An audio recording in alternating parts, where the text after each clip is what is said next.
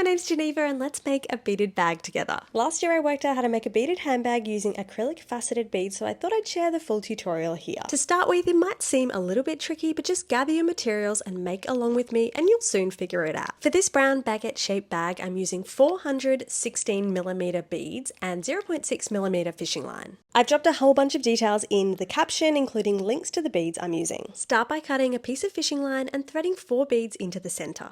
Then take the left-hand piece of fishing line and pass it through the first bead to create a loop. Next, take that other end and pass it through the loop and tighten both ends. You can see it's kind of looped around to create a loose knot. Then pull both ends really tightly so that that looped knot goes into the center of the top bead. Pull it really tight and you've made your first flower shape, which is the basis for the whole bag. Let's keep going. To make your first row, you're going to continue making those flower shapes by adding 2 beads on the left and 1 bead on the right. Do the same knotting technique by passing the left end through the first bead and then passing the right end through that loop. Once again, tighten both ends and pull that knot into the center of that top bead to create a really firm shape. Once you've worked this out, continue along adding 2 beads on the left and 1 bead on the right and knotting off in the center and keep going. To knot off your fishing line, either because you want to finish a row or maybe you've run out of fishing line, here's what I do. I basically finish a flower shape and instead of adding more beads, I pass the fishing line through the beads to the left and the right of the bead that the line is coming out of. Basically bringing that line all the way around so that the lines meet up and I can tie them in a knot. I tie them in a tight double knot and then I pass those 2 ends through the beads next to the knot